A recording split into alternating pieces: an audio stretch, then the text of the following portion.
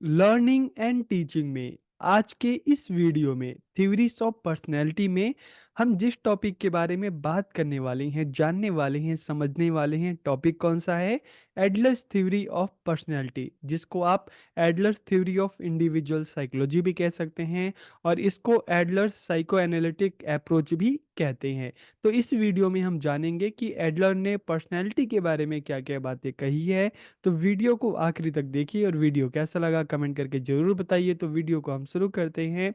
और सबसे पहले अगर एडलर की हम बात करें, इनकी थ्योरी की बात करें, तो Adler's theory of personality is known as the theory of individual psychology की एडलर की इस थ्योरी को इंडिविजुअल साइकोलॉजी थ्योरी भी कहा जाता है। उनका मानना था कि बचपन के अनुभव ही किसी के व्यक्तित्व को आकार देते हैं। आपका जैसा एक्सपीरियंस होगा वही असर आपकी पर्सनैलिटी पे पड़ेगा। अगर बचपन से आपका एक्सपीरियंस अच्छा होगा, आप चाहे घर की बात करें, सोसाइटी की बात करें, आपको अच्छी एजुकेशन मिले, अच्छा एक्सपीरियंस मिले, तो उसका आपकी पर्सनैलिटी पे एक पॉजिटिव असर पड़ता है। लेकिन अगर बचपन से ही आपका घर में, घर के बाहर, स्कूल में एक्सपीरियंस अच्छा नहीं होगा, तो कहीं ना कहीं उसका आपकी पर्सनैलिटी पर एक नेगेटिव असर पड़ेगा और उस हिसाब से आपकी जो पर्सनैलिटी है डेवलप होगी। तो यदि बचपन के दौरान बच्चों को प्रोत्साहित किया जाए तो बच्चे सक्षम महसूस करेंगे, ठीक है, उनमें आत्मविश्वास बढ़ेगा।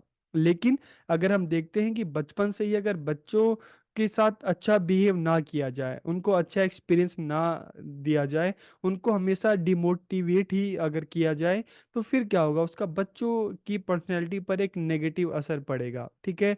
तो ऐसे बच्चे क्या होते हैं? अपना आत्मविश्वास खो देते हैं। ऐसे बच्चे हमेशा दबे दबे रहते हैं। तो he told that every person has his on life outlook and goals, कि उन्होंने क्या बताया कि प्रत्येक व्यक्ति के अपना जीवन का अलग दृष्टिकोण होता है, अपना जीवन का उसका जो गोल है, लक्ष्य है, अलग होता है।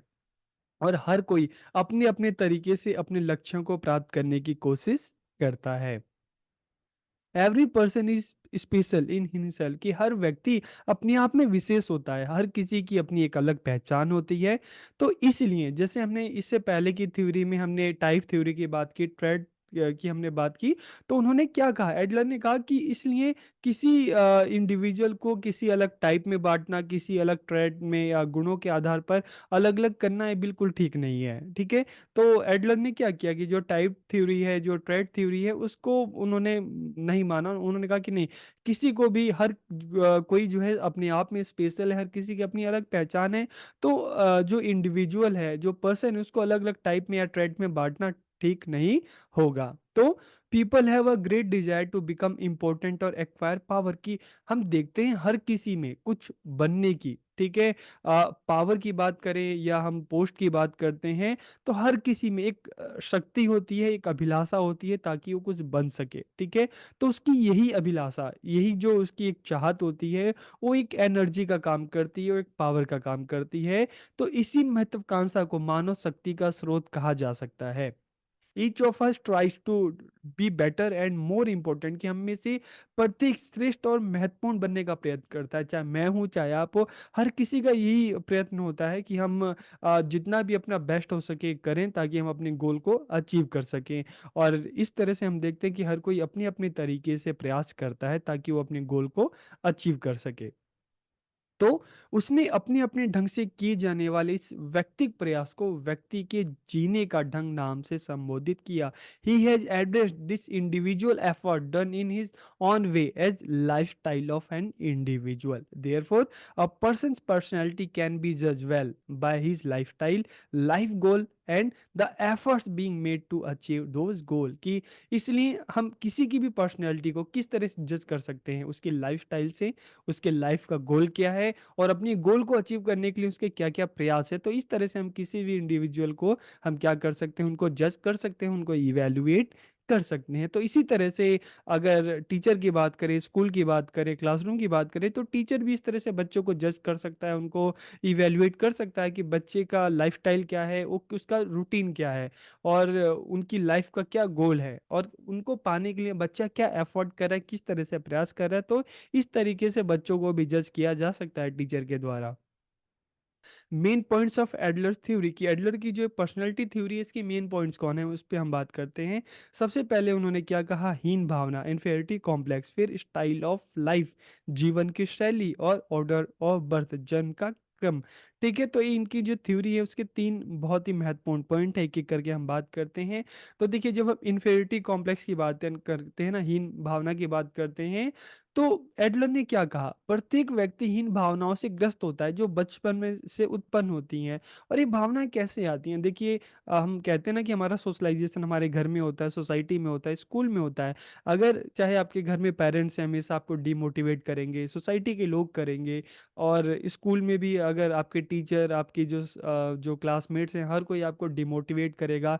आप आगे बढ़ना चाहते हैं, ठीक है, हर कोई कोशिश करता है, लेकिन जहाँ पर आपको फेलियर मिलते हैं तो लोग आपको मोटिवेट करने की जगह डिमोटिवेट करेंगे, आपका हंसी मजाक उड़ाएंगे। तो इससे क्या होगा, धीरे धीरे जो इन्फेरिटी जो एक होती है ना, ठीक है, हीन भावना हमारे अंदर होने लगती है। तो it is necessary to overcome this complexity for optimal personality development, इसलिए सर्वोत्तम व्यक्तित्व विकास के लिए इस जटिलता पर काबू पाना बहुत जरूरी है। जब कोई बार बार सफलता प्राप्ति में विफल रहता है, ठीक है, हर कोई कोशिश करता है, हर कोई प्रयास करता है, लेकिन अगर किसी को सफलता नहीं मिलती, और जब कोई किसी विशेष कमजोरी पर अधिक जोर देता है, हम भी क्या करते हैं कई बार, हम इस चीज पे फोकस नहीं करते कि हमारा टारगेट क्या है, हम उसको कैसे अचीव करेंगे, बल्कि हम अपने फेलियर पर, ठीक है, हम नेगेटिव ज्यादा सोचते हैं, पॉजिटिव ज्यादा नहीं सोच पाते। तो अक्सर हम अपनी कमजोरियों पे ज्यादा फोकस करते हैं, इसलिए हमें सक्सेस नहीं मिलती। तब इसके परिणाम स्वरूप हीन भावना क्या होती है, अक्सर पैदा होती है। तो एडलर कहते हैं कि भाई लोगों की जो हीन भावना है, लोग क्या करते हैं, अपनी इस हीन भावनाओं पर काबू पाने के लिए हमेशा संघर्ष करते हैं कि नहीं, मैं आज मेरी जो सिचुएशन है मुझे इससे बाहर आना पड़ेगा, कैसे बाहर आएंगे उसके लिए मेहनत करनी पड़ेगी।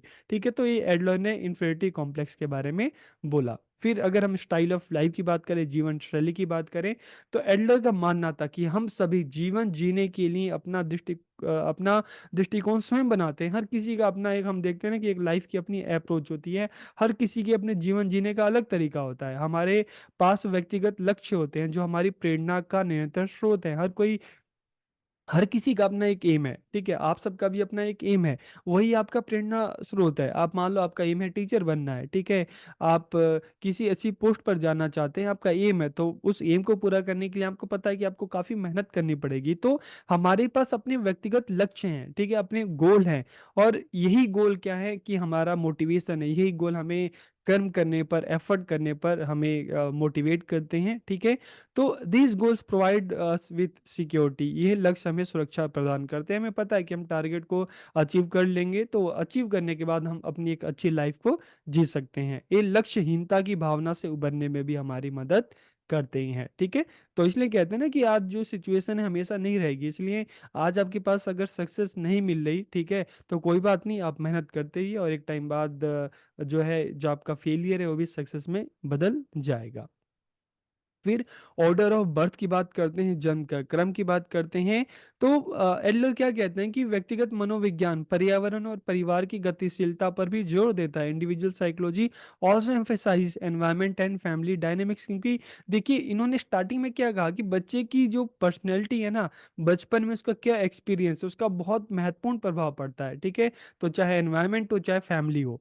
ठीक है, तो Adler believe that the first child gets the complete attention of his parents, की एडलर का क्या मानना था कि घर में जब पहला बच्चा पैदा होता है ना, तो उसके माता पिता का पूरा ध्यान होता है, लेकिन जब उस बच्चे के भी जब भाई बहन होते हैं तो फिर क्या होता है कि फर्स्ट बच्चे को उतना ध्यान नहीं मिलता। ठीक है, तो इससे क्या होता है, इससे इससे जो पहला बच्चा होता है वो ठगा ठगा सा महसूस करता है। मतलब आप देखते हैं ना कि घर में जब पहला बच्चा होता है तो उसको खूब प्यार करते हैं, लेकिन जब दूसरा बच्चा होता है तो कहीं ना कहीं फिर दूसरे बच्चे पर पेरेंट्स की अटेंशन ज्यादा हो जाती है, तो पहले बच्चे को जितना प्यार मिलना चाहिए उतना नहीं मिल पाता।